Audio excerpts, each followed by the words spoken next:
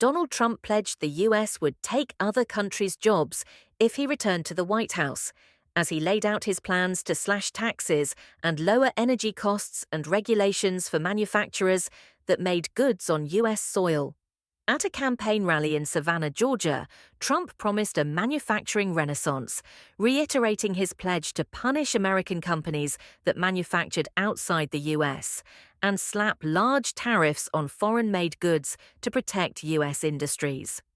Trump and Vice President Kamala Harris have stepped up efforts to outline their competing visions for the economy in the final stretch of the campaign, highlighting what voters say is a top concern in the 2024 election. Harris is expected to unveil a new set of economic proposals in a major speech in Pittsburgh, Pennsylvania, on Wednesday. Speaking to a crowd in Savannah, Trump moved beyond his usual protectionist policies to raise the prospect of more trade battles.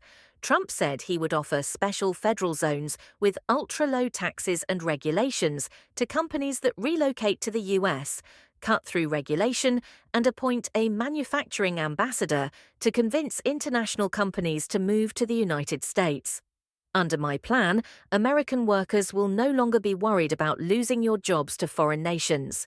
Instead, foreign nations will be worried about losing their jobs to America, he said.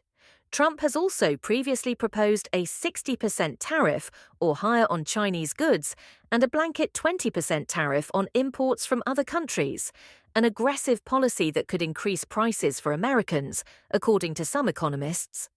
During his presidency, Trump imposed tariffs on some goods imported from China.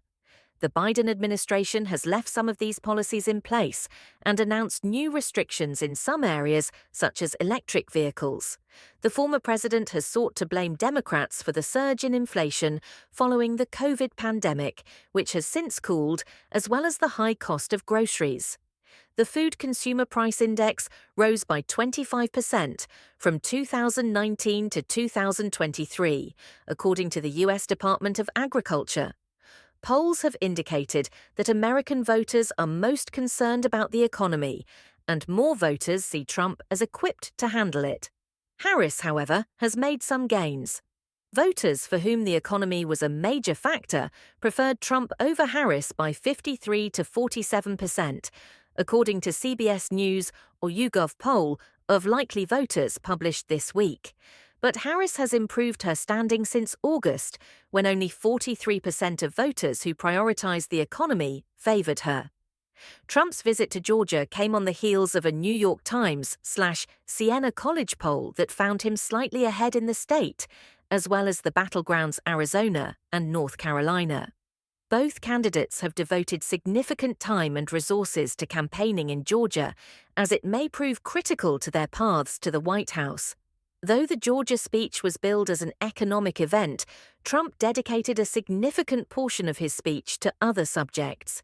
He recounted the failed assassination attempt on his life at a Pennsylvania rally in July and the second suspected attempt in Florida this month. He praised the U.S. Secret Service, which has faced scrutiny over their ability to protect Trump.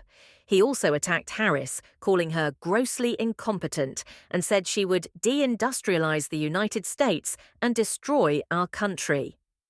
An hour before Trump spoke in Georgia, the Harris campaign held a press call with American investor Mark Cuban, who has long supported Democratic candidates. Mr. Cuban assailed Mr. Trump's proposals to place tariffs on American companies which manufactured in countries like Mexico, saying it would harm American businesses. It just goes to show that he doesn't think these things through, Mr. Cuban said. Harris will return to the another critical swing state, Pennsylvania, on Wednesday to lay out her own economic agenda. The vice president has already released a set of economic proposals aimed at first-time homebuyers, tax breaks for families, and a ban on grocery price gouging. She has called for a first-ever tax credit for builders of homes sold to first-time buyers, as well as up to $25,000 in down payment assistance for eligible first-time buyers. She told reporters on Sunday the plan would focus on investing in the aspirations and ambitions of the American people while addressing the challenges that they face. Subscribe to our channel for more updates.